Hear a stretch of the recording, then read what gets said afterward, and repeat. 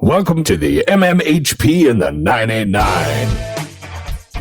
Channeling all styles and eras of Michigan music history from the city by the bay. And now, here's your host, Scott Baker. I was in senior in high school at Arthur Hill. Was in junior achievement. One of the junior achievement companies in Saginaw was a radio program on WSAM. And it was every Thursday. Kids from all the different high schools were a part of the group. We did a 1-hour show once a week. We sold the time. We produced the shows. We announced the shows. We did the whole ball of wax. Anyway, before that even, I was really interested in working in radio.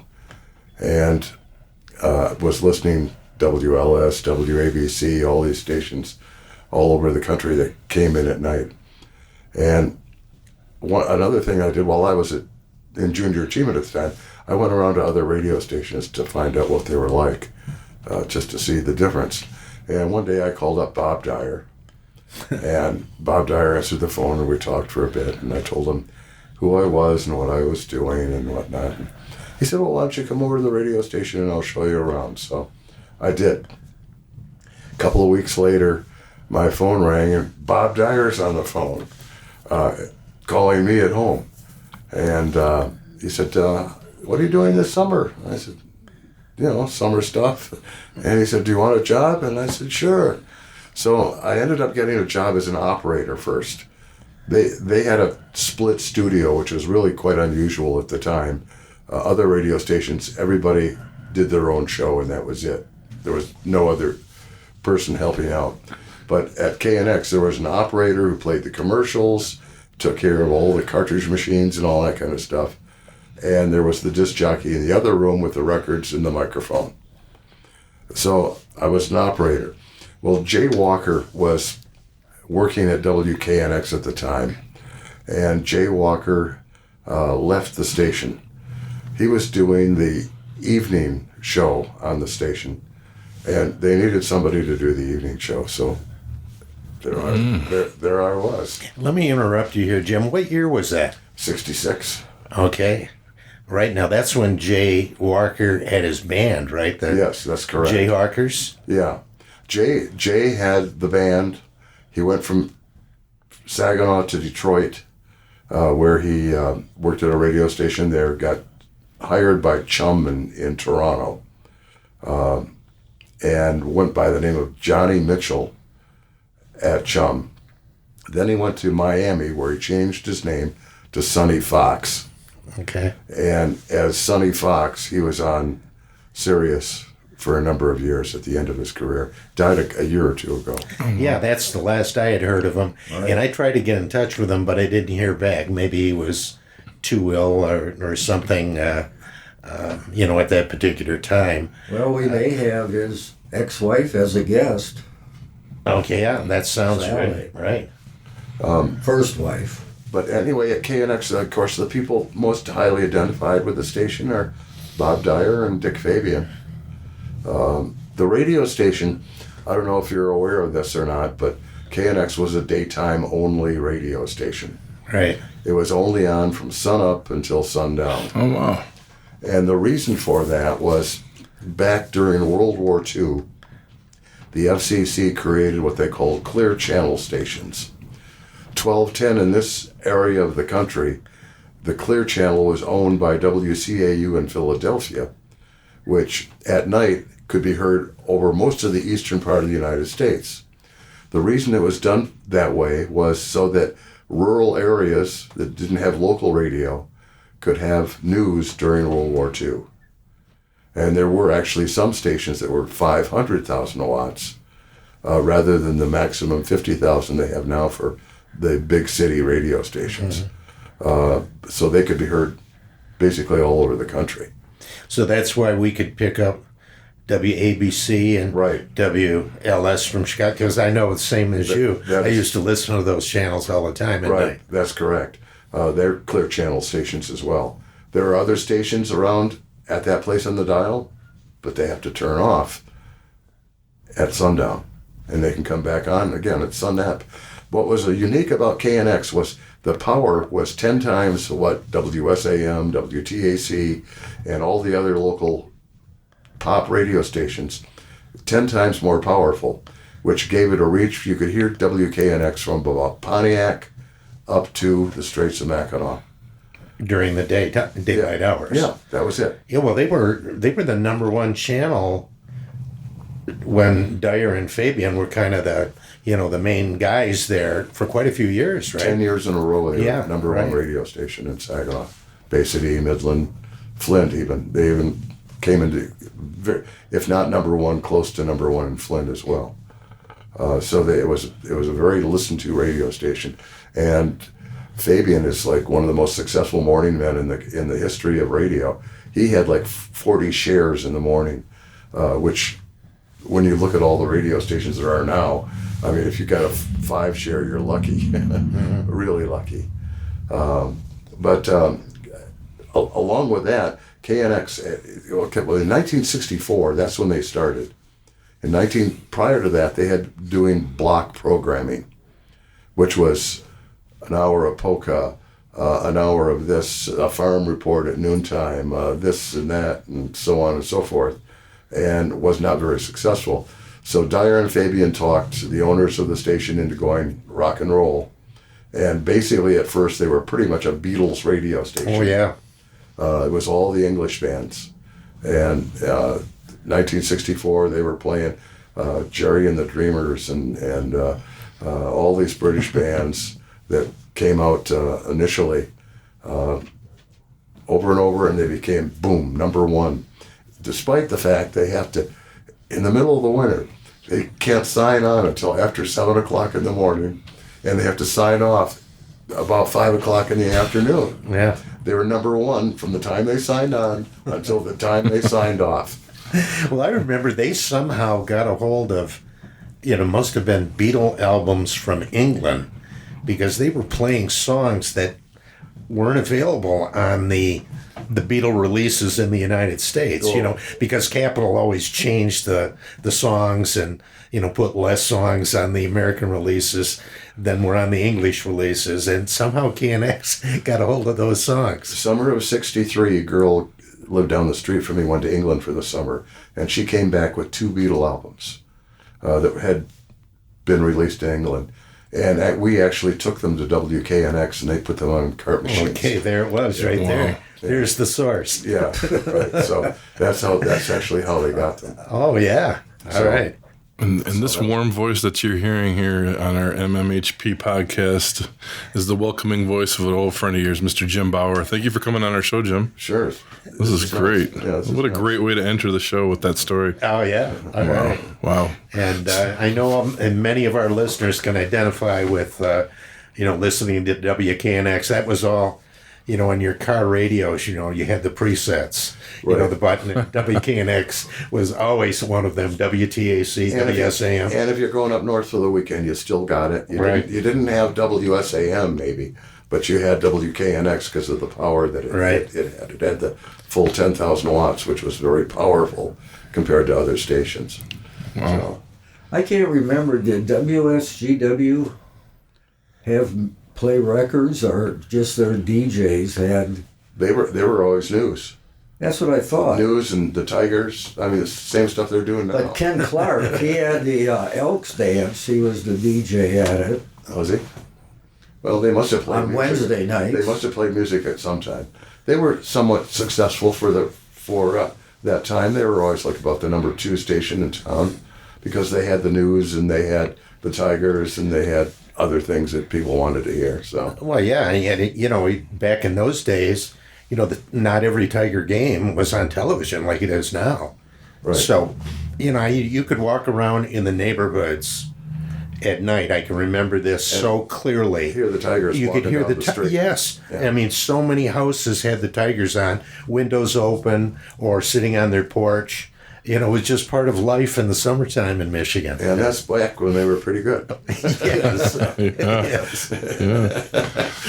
That makes a difference. Yeah. That continued. I mean, I remember that walking around Hart Street to Mercer in the 80s, so you could hear, hear it coming on out of garages growing up, walking the streets at night, and Tigers, and Ernie Harwell. Yes, exactly. George Kell. Yeah. There were a couple other people that I worked with at KNX that became quite famous in one way or another. When I first started there was a guy by the name of Mike Wendland, who was from Bay City. Mm-hmm. He was a writer for the Detroit Free Press and was very successful, was their tech writer for many years, and became successful at that. Also, a guy by the name of Pat Bergen worked at WKNX. From there, he went to Ohio, where he got hired by Bob Dell, who had just left WTAC at a new radio station in Toledo, and he went there and worked with him for a while. Then CKLW, then CHUM. Wow. Then he was on the air in New York. He was on the air in Los Angeles. He played at all the big stations around the country. Did he use Pat Bergen as his radio name? No. Yeah. Once you get out of Saginaw, you don't use your own name. What's the situation behind that, Jim? That DJs changed their name when they go to different stations. Is that like an unwritten law or what? Well, it depends on the station and what they want you to do. Now, remember at WSAM once when you were really young, everybody was Sam somebody. Yes. Well, right, exactly. Yeah. A whole station of Sams. Sammy. Yes. Okay. And then there were the Jones Boys in Flint at WTRX. They had the Jones Boys, and everybody was Davy Jones and somebody Jones. And so, that's funny. I never knew that. Yeah. But if you get into big city radio and you use your own name, which I did in Toronto and Detroit, I had to list my telephone number under my ex-wife's maiden name so that friends could find the number, but listeners couldn't. Mm-hmm. Oh, okay. It was bad enough when they were calling you at the radio station. Right. Wow. I can imagine. I found that out the hard way, actually, in Toronto. After about a month, I started getting phone calls from listeners at home. And so we immediately changed it to my wife's maiden name. And, so what kind of phone calls were these? Oh, geez, the phone calls you get on a radio station, you wouldn't believe what the listeners want. I mean, if for one reason or another you answer a call and you talk for a little bit, the person on the other end wants to talk about sex. They want to talk about sex. They really do. I can't tell you how many times I could have gotten screwed working in radio.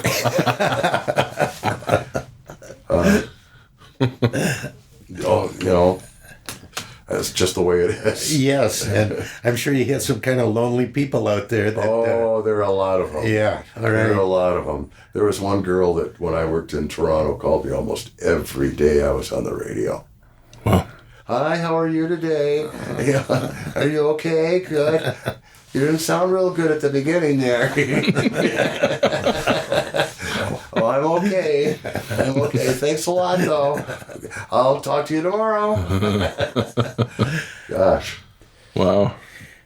So when you were DJing, Jim, were you able to program the songs, or were things kind of... was there a program director who gave you the playlist? I mean, did you have some flexibility as a DJ? At WKNX, I could have played anything I wanted to. Didn't matter what it was, I could play it.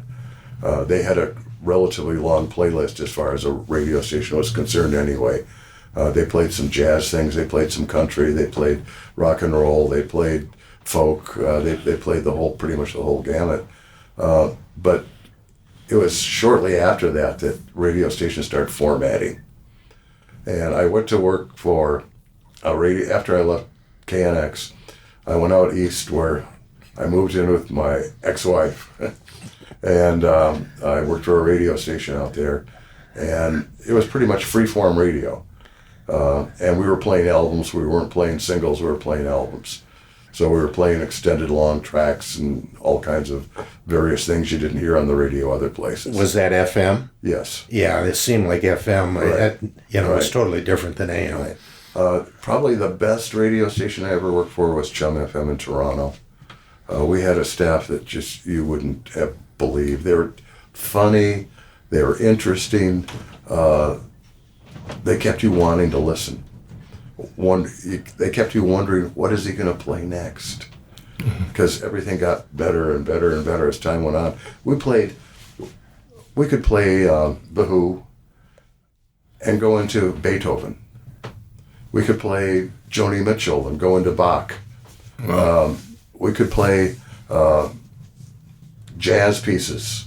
We could play Weather Report. We played all over the place as far as music was concerned. It was great.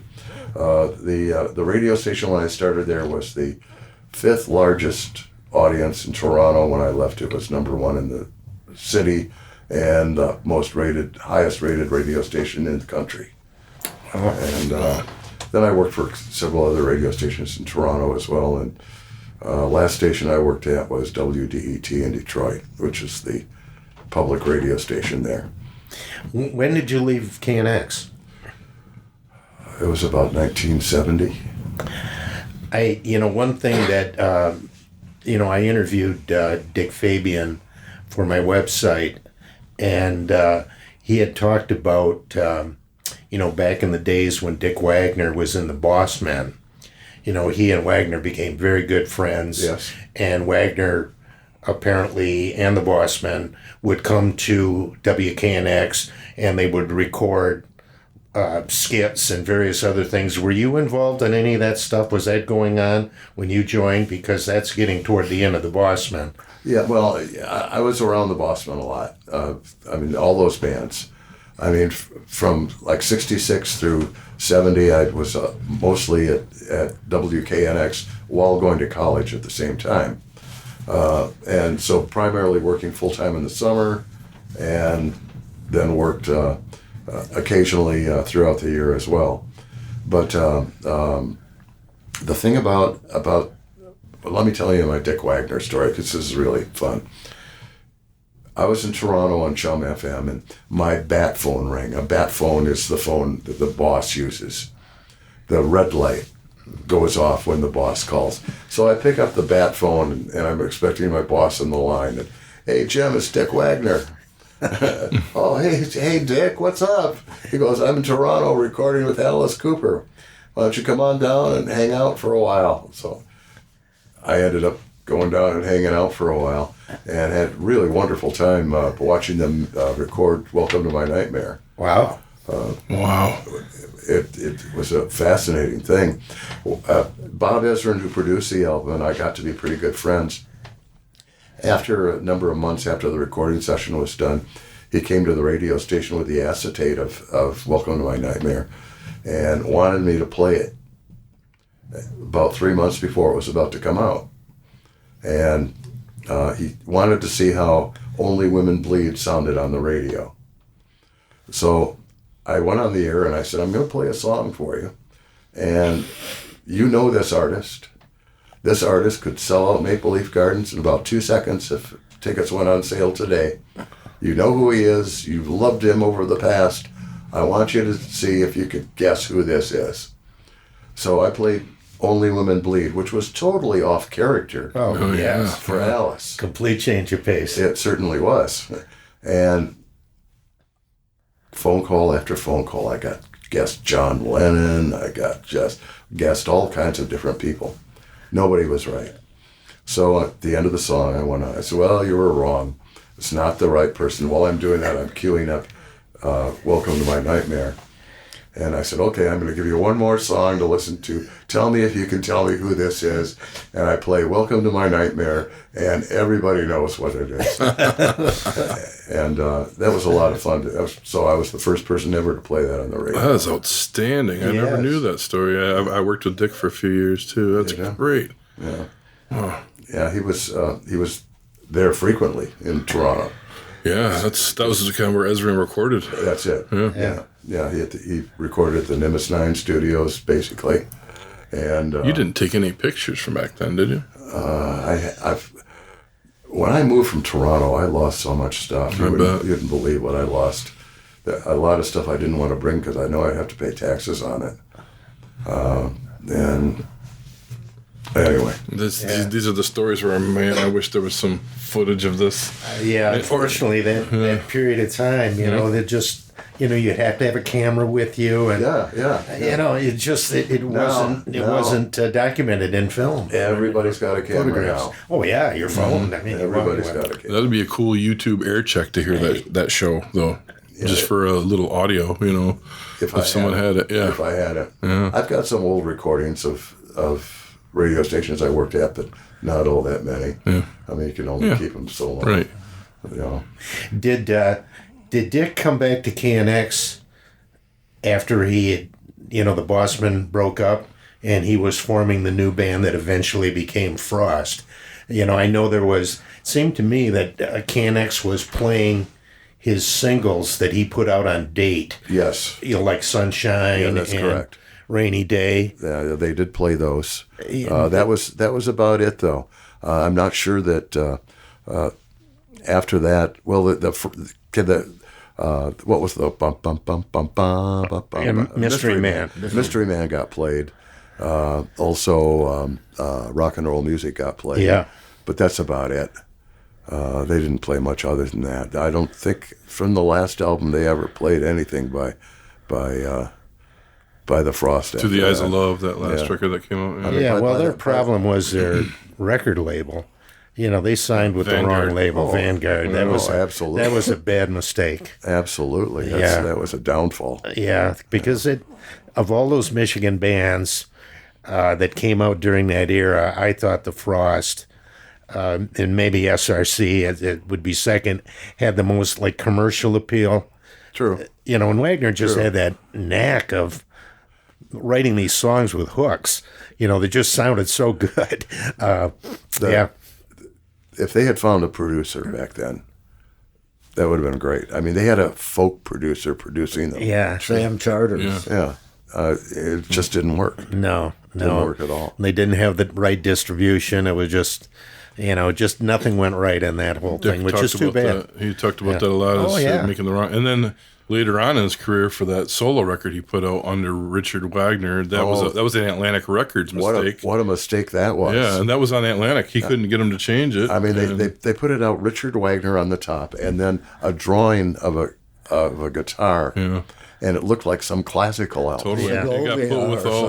He got put with the Richard Wagner albums, you know. Yeah. It did. And he's like, that's where he had to dig it out. He was living in Connecticut then, and was probably at one of the lowest points of his life, to be real honest with you. He had been doing lots of drugs at that time. He told me that there were years where he spent over $100,000 on coke. Anyway, I called him up. I said, how come no one's playing this? And he goes, I don't know, it's the record company, it's this, it's the album cover, it's that.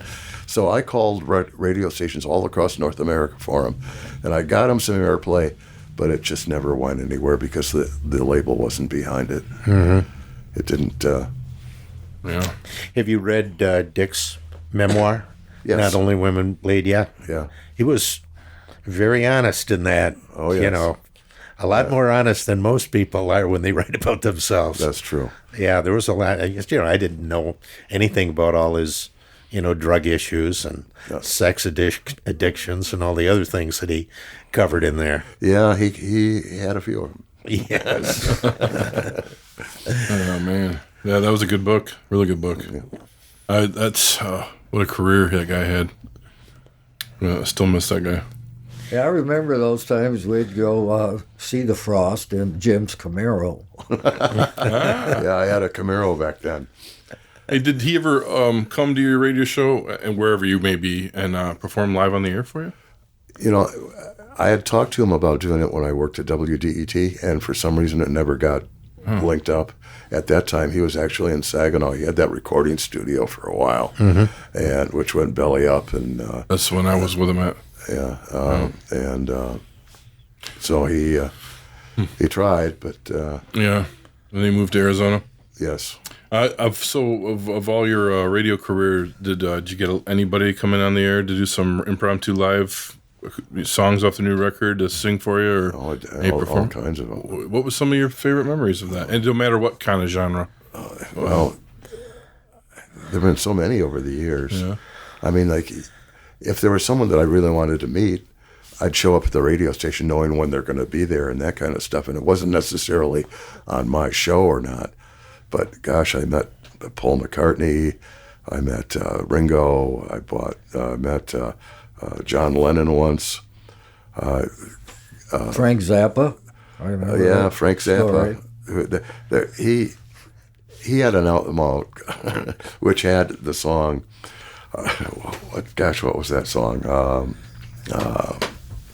Dee Dum Dum. Hell, I don't remember. But anyway, the radio station management put a sticker over the track. So you couldn't play it? Yeah, because of the lyric content. Was it "Broken Hearts Are for Assholes"? No, it was. So it was earlier than that. It was. What album was it?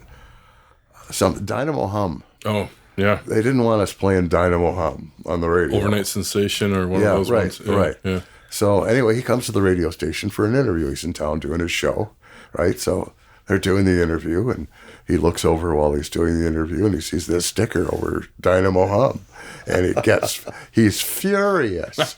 He's absolutely furious, and he's demanding that the owner of the station come down here and give him a good reason for putting a sticker on his record. How dare he do that? And it was censorship. Yes. So that was basically, in other words, the artists were still coming on the radio when they had a new record out and talking about it, right? It was still, that's still very. Is that still going on today? Still goes on, yeah. Okay, yeah, I wasn't sure. When I most recently worked at WDET, people came in there all the time to do live programs. Back when it was a music-oriented station. Okay, It's not a music-oriented station anymore. Right. It wouldn't make any sense to go on a station it wasn't. Basically, basically a talk shows now. Yeah. So they've changed their format, which got rid of all of us. There's a whole staff that they were paying benefits to that they're not paying benefits to anymore. Isn't Ann DeLisi still have her show on now? She does. Just one afternoon a weekend, I think. Right. Yeah. She was doing something when we started out last year with Don Was. It was going to be a report, and I tried to get them tied into the show, and she was going to ask him about it, but we just kind of lost contact, and he was busy, obviously. Are they still doing that show? I don't know. I just thought about asking her the other day. I got an email. Did I tell you about getting an email from Don Was? No. Yeah, he discovered that I had written this story about the Mump. I don't know, do you remember the Mump, Jim? It was a teen club that was in the Northland Shopping Center. It used to be the Northland Playhouse, which went out of business, and then this jeweler from Detroit, High Weinstein, rented it and turned it into this teen club, which was very, very successful for a couple of years. But anyways, I had written a story about it, and Don Was found it on the internet, and then he also, since it was on my website, he discovered that Was in the Michigan Rock and Roll Legends Hall of Fame. So he sent me an email, thanking me, and he was going to stop by in Bay City and maybe see the exhibit. Oh, maybe we could work something out here. Yeah. So this is recent? Yes. Oh, please, yes. It was before that, we opened. So I'll have to go back and look at the date. It seemed to me it might have been like January. Well, they just put tickets on sale, I think, for the Detroit showcase that he puts together every year. I think they went on sale last week. Concert of Colors. Yeah, I think that's on sale right now. So I was just reading about it. Free. Or maybe they just announced it then. I don't know if it was tickets or what, but as it came across my feed. I usually go every year, and it's free. It's unbelievable. Yeah. I just was seeing it come across the screen last week, and Don Was something else. But yeah, I was wondering, Jim, what of all the memories did anybody like blow your mind? Like, oh my gosh, you brought a guitar and sang a tune that we didn't expect that to happen, or anything like that, or not necessarily somebody big, but maybe what you just liked. Not especially. There's a singer in Toronto by the name of Tony Kosanek, who's a very talented songwriter. I don't know if you've ever been to a Blue Jay game, but they have this song that they play in the 7th inning stretch called "Let's Go Blue Jays," and he wrote that song. And anyway, he was a really talented singer and songwriter. And I had him on my show several times in Toronto, and he just played live. That's cool. Some people would do that. Some people would. Yeah. They'd rather you play their record. Yeah. They want their record played. Well, yeah, that's why they're there. Yeah. Right? Can't blame them. Yeah, they want their record played. So, because that's money in the pocket. Well, yeah, certainly. Do you maintain any of your contacts with anybody that you were close with over the years? Well, a lot of people in the business that I've worked with at various places. And I've been on the air in Boston. I've been on the air in Toronto, Detroit, and Saginaw. Yeah. Did you say when you went Zappa? Where was that at? Pardon me? Where was Zappa at? Oh, that was Toronto. In Toronto. That was in Toronto. Yeah. Oh, wow. Yeah. Jim, how do you move about? I mean, you were on KNX for a number of years. Do you apply to go to these other stations? What's the how does that work? Because usually, I guess Bob Dyer is probably an exception of spending his whole career pretty much on one station. No, let me just say this. When he was young, he got offered a job at WJR and turned him down. Wow. Can you imagine that? Yeah. And at that time, WJR was about as strong a number one station in a city as any in the country. Did Bob ever talk to you about why he made that decision? He just preferred small towns. Okay, like Saginaw. Yeah. Yeah, he had a pretty good thing going here, even in the early days. And he was promoting a lot of country music concerts at the Saginaw They made Auditorium. a lot of money doing concerts, the Bel Air roller rink and the Y dances and all that kind of stuff. They pretty much split the money at the gate with the owners, and they made some pretty good coin back in those days. Did you? Mind you, tickets were cheap. Yeah. Did you have any interaction with them, or did you ever work any of those Y-A-Go-Go shows in Saginaw at the Y? No, those were more while I was still in school. Oh, okay.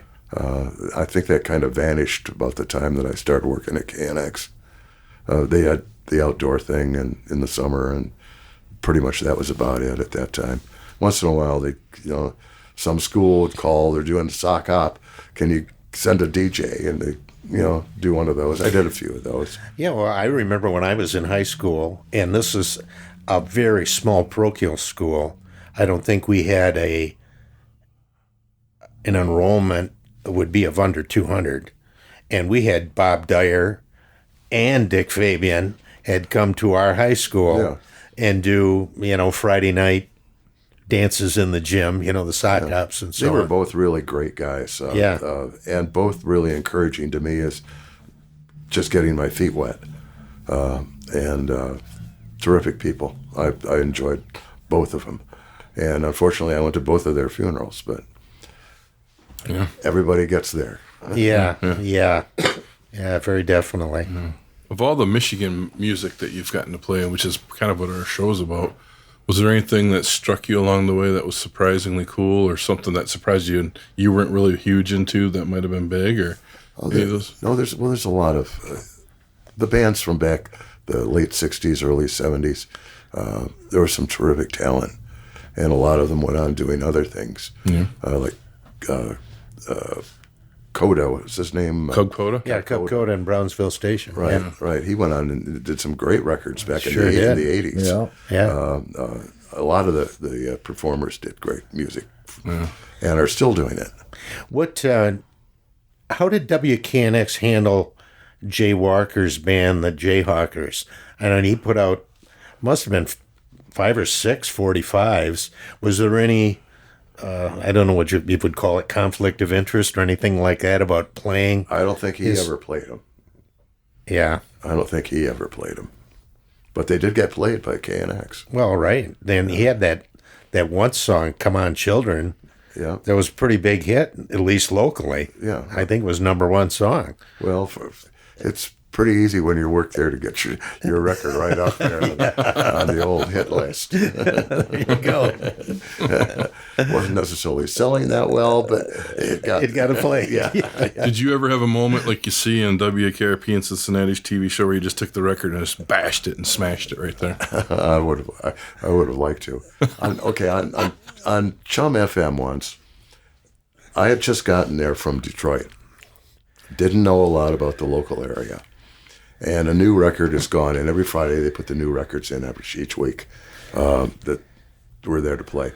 One of them was by this band Rush.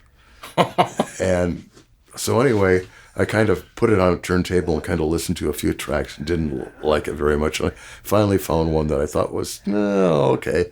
So I played it. And afterwards, I went on the air, and I apologized for playing it and promised to never, ever play them again. And I didn't know they were from Toronto. And it happens that they and their manager were out driving around. And they were hearing themselves on the radio for the first time. You put Rush on for the first time? Oh, my gosh. For the first time.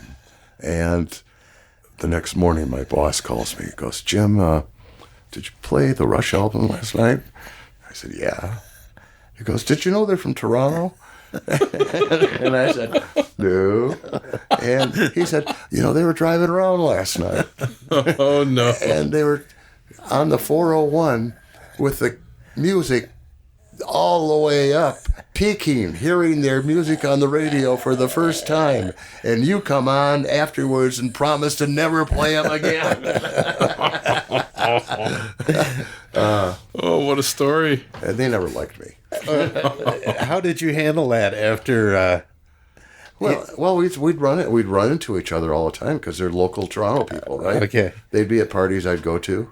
They just ignore you? Well, pretty much. Yeah. Oh, jeez.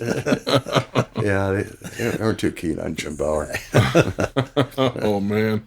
Were you in Toronto when the Rolling Stones were at the El Macambo? Yes. Yeah, I was there. Oh, that's great. Yeah, They did a few different shows in Toronto. I was in the audience. Now, here's what that was. CHUM put that on, and we went on the air and we announced that we're presenting a band at the El Macambo. We're giving away tickets. And we did. Yeah. And nobody knew it was Rolling Stones until Nobody you knew got it was there. the Rolling Stones. Well, they're going to release One of those records. yeah. That's what I thought. Yeah, one of the. It's coming out very soon. 1978, I believe. Yeah, there were 4 songs that came out on a live album Right. back in the 70s, but the whole Macambo And concert has never been released And before. probably all remixed and sounding really good. Oh, I'm sure. Yeah.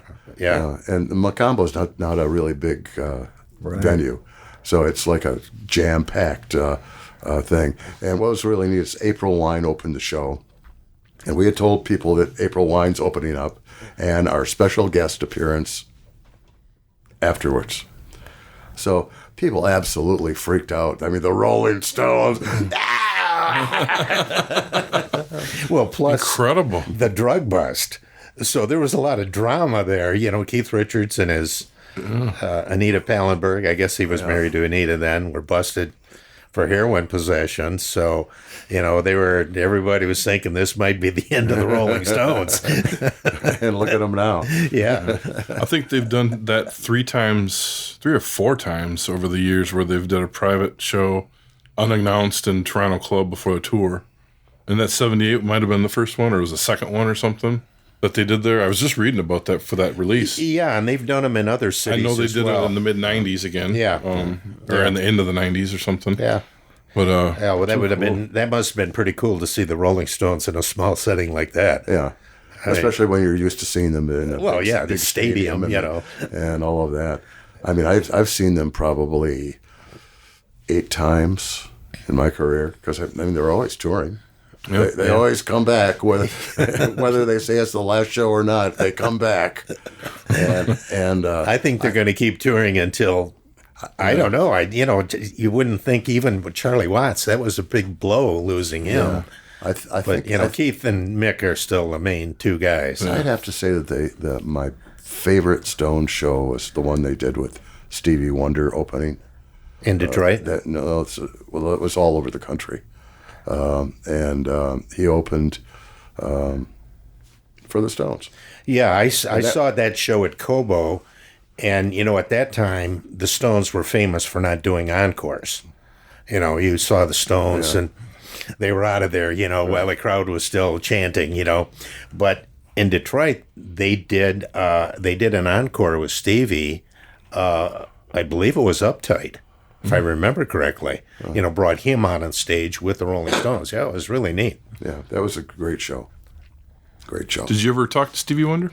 I met him once. Not on the radio. Okay. But Saginaw guy. Yeah, That's cool. Yes, Saginaw. Yes. I wonder when the last time he was in Saginaw. Yeah, right. There's on the east side. There's a little statue somewhere that. Yeah, I went by it not too long ago. Did you? Oh yeah. It says that he was born there. Yeah. Wow. We picked up my mother when she was, this was back in 80s maybe, at Tri-City Airport, and there was Stevie Wonder. Wow. At the airport. He was not playing anywhere, but he came to see his blind instructor that traveled with him back in the day when he first started in Carroll, Michigan. Unreal. What a cool story. I mean, there he was. There's no one other than Stevie Wonder. He was like an African type of garb on, and Yeah. Too cool. What a story. Tri-City Airport. Wow. Well, I saw Waylon Jennings there. Yeah. We were flying to New York at the same time Waylon Jennings was. He must have just played, I'm thinking maybe at Mount Pleasant or something like that. I saw him at the Civic Center. Well, maybe it was the Civic Center. Jesse Coulter, his wife, was with him. Yeah. Just sitting there in the, Be damned. and then Asleep we're at on the the wheel. same plane. Sleep at the Wheel opened up for him. Wow. That's cool. Wow. I was at Gordon Lightfoot's house in Toronto once doing an interview with him, and the doorbell rings, and Bob Dylan walks in. Is that weird or what? Well, tell us a little bit about that evening. Gordon Lightfoot and Bob Dylan. Well, it turned into kind of dueling songwriters. And it was just the three of you? Gordon's gal at the time was there, and a couple other people ended up coming over. There were a couple of people with Dylan, and they said, "Call your wife. We're going to have a party." So I called my wife. She came down, and Oh, man. everybody got really high. So do you remember what year that was?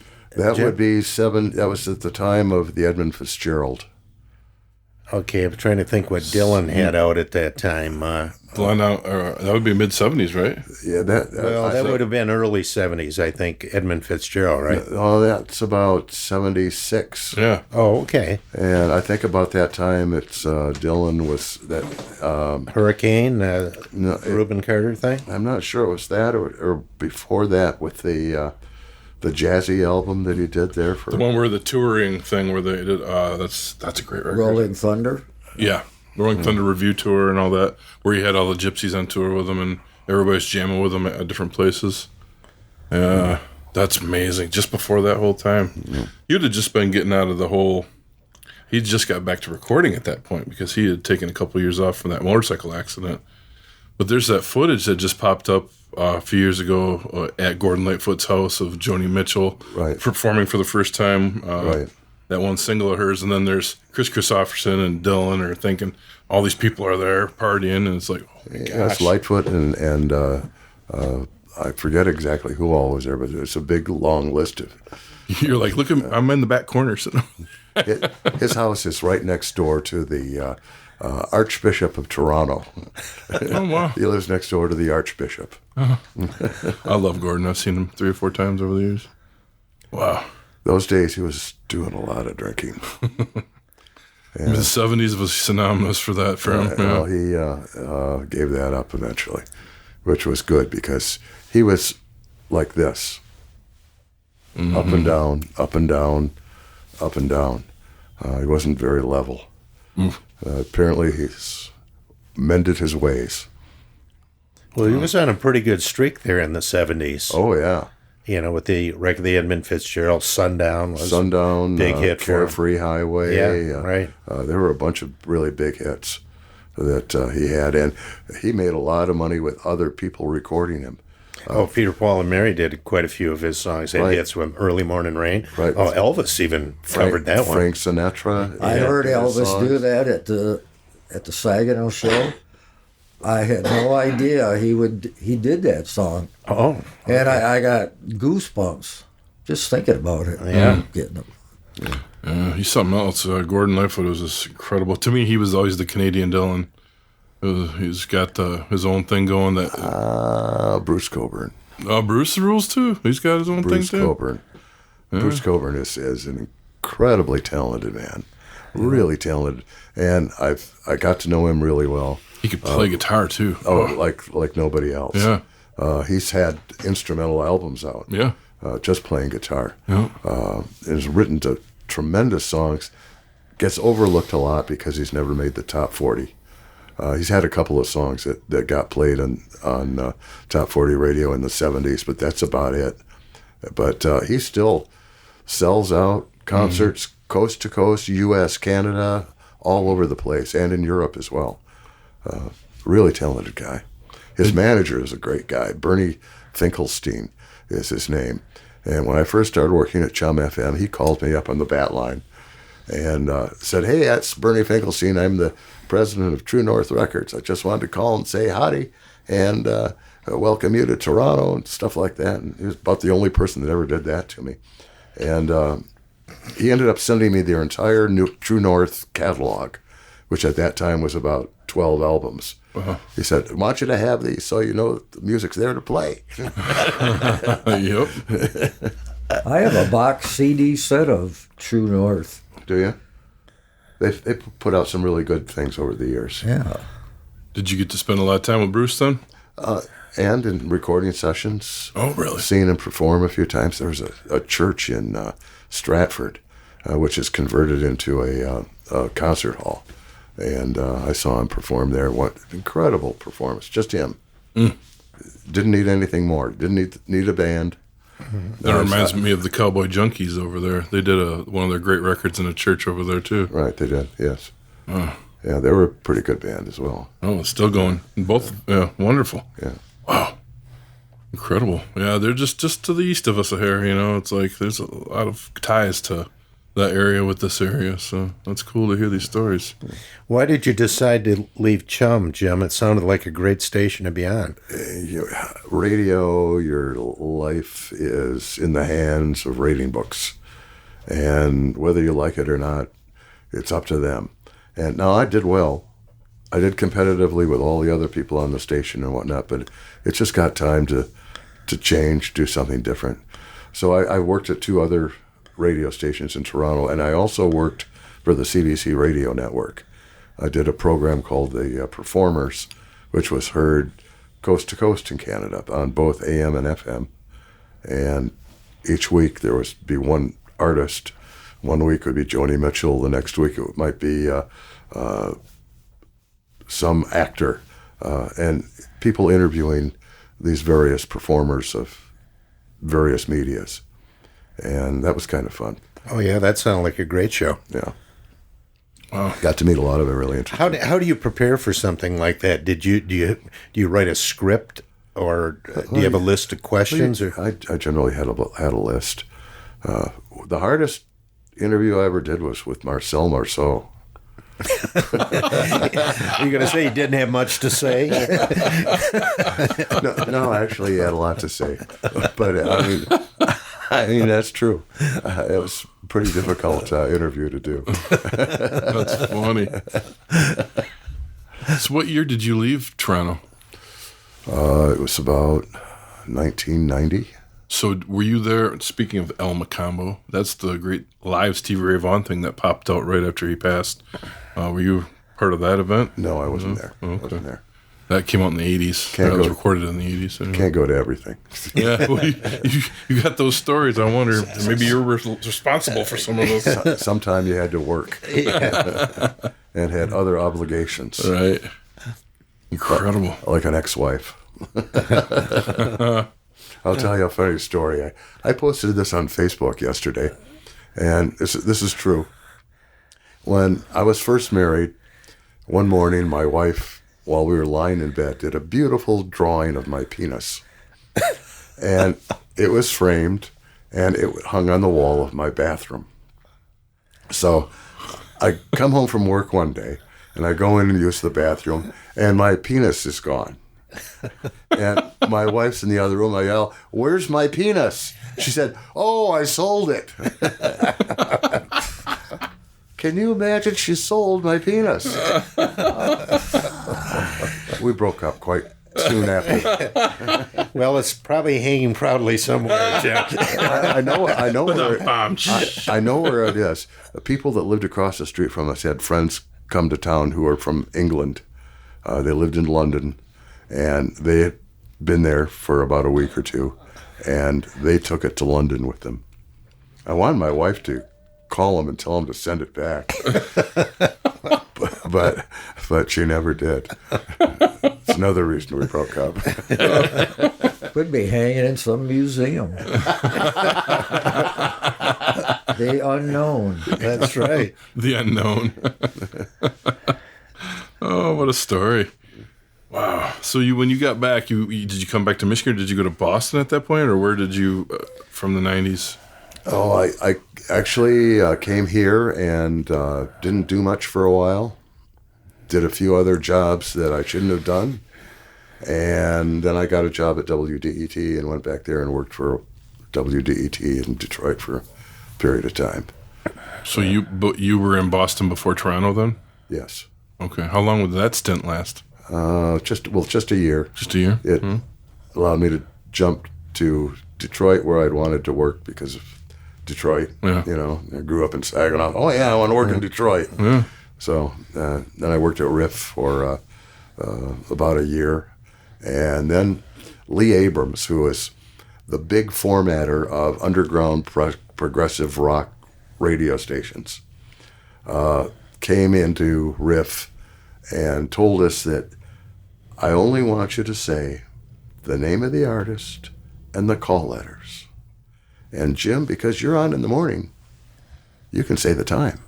Oh, wow, thanks. I can ad-lib. So I would say, is it 8:43 or is it 8:44? And to be like a band like Yes or something. Yes, riff. Yeah. Yes, riff. That's all he wanted us to do. Wow. And about a week later, I worked at CHUM FM. Wow. Well, we were going to have Jay Brandow on our show today too, who passed last week. I understand that, and he was actually doing background work on you, looking you up, and he's like, I cannot wait to do this show, Scott, and I was just going to let you guys just go at it, you know, and thank you for all your great stories, man. Well, he was a talented guy, and I wish he had been able to be here. Yeah, he was looking forward to it. He had never met you, but he did riff too, and you know, actually, I did meet him sometime, but he may not have remembered who I was or any of that. Yeah, he was telling me about his time at Riff in the late 70s, I believe he was there. Yeah, he and I talked about that. Yeah. When I met him. I met him once or twice, I think. Huh. And he talked about the fact that he had worked at Riff. Yeah, it was one of his favorite memories till he got up here and started doing the news. And, yeah. But yeah. Well, he was good. He was a good person on the air. The thing I don't like about TV right now in Saginaw is every person doing the news looks like they should be in school. You know what I mean? Why did they let those youngsters in there? At least compared to me. Yeah. I know the feeling well. Yeah. So is there anything you're doing right now that's still related to radio? Wake up in the morning. That's the good thing every day. It's the early rise. It's the wake up in the morning. Yeah. Did you ever think about writing a book of your stories or anything? Or I mean, have you been on any podcasts like this before? No, I haven't. Oh, fantastic! But I've written a bunch of things down that I thought I might write about at some time or another. And being that I'm going to be 75 next Christmas, I should probably get to it. Well, you got time now to do a little writing and reviewing of that life history there. That's pretty cool. Well, thank you so much. Those stories should be shared, Jim. Thank you guys. I hope you do that. Yeah. Thank you guys. This has been fun. Yeah, it's great. Thank you so much for coming on. Yeah. The MMHP is hosted on Apple, Spotify, YouTube, and our own Libsyn podcast site. You can also search MMHP 989 on Facebook for up-to-the-minute information, as well as both Dr. J and Sir Fred's album picks of the week, posted every weekend. You can connect with Scott on the web at scottbakermusic.com, Dr. J at michiganrockandrolllegends.com, Sir Fred at fredrife.com, brought to you by Michigan Rock and Roll Legends, located both inside the Bay County Historical Museum on Washington Avenue, as well as Scotty's Sandbar on Evergreen Drive at the Bay City Middle Grounds. On behalf of the hosts, Gary, Dr. J. Johnson, Sir Fred Rife, archivist and videographer Mike Beatty, and myself, this podcast wouldn't be here without Studio 163's Alan Garcia, the voice of MMHP, Mr. Eddie Switek, all of our guests, and you, the listeners. You've been listening to the MMHP and the 989. From all of us at the podcast, we want to thank you for tuning in. I haven't listened in headphones in a long time. It's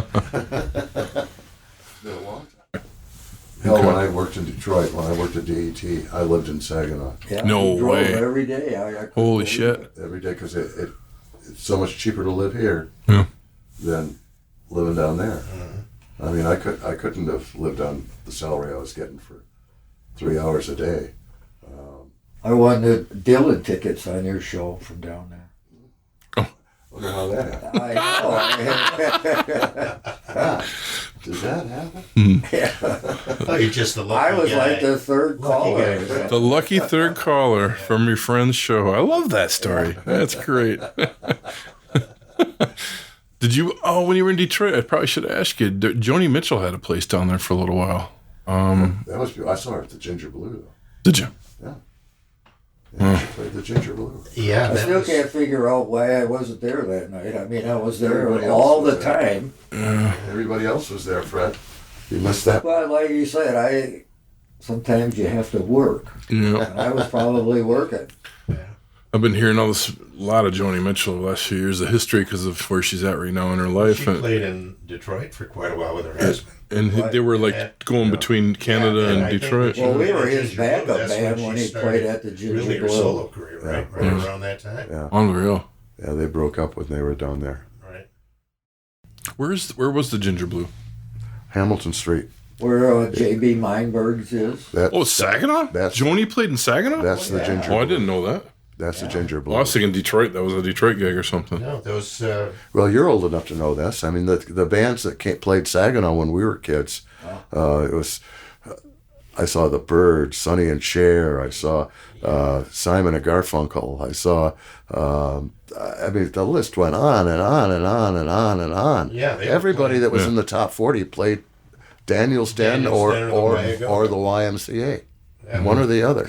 All right. They were all. We've had a lot of shows talking about some of the events. Like did you say the David Crosby? Byrds. The Byrds. They were the first really big one to come to this area from out of town. Well, when they played at Band Canyon, it was the first time they ever appeared in Michigan, and somehow it was their first tour nationwide. Real And hippie. Fred was there, I was and they there. brought these dancers with them from California that traveled with them, kind of like hippie dancers that were out on the dance floor. Yeah. Wow. Yeah, I interviewed them at Daniel's Den, and then played it back on my Samco radio show. Did you know the two young teenage girls, Deb and Joe, who were at everything at Daniel's Den in the Waiakogo and had their own little column on the weekend in Saginaw? They, if I'm not mistaken, they were the founders of the WKNX fan club. Probably. Wow. There you go. Yeah. A little more history on them. And I've lost track of them, but Well, unfortunately, Deb has passed away. But I wrote a big story about them on my website. Jo is still alive, and she lives in northern Michigan. I'm trying to think of the city now. But she kept a lot of the material.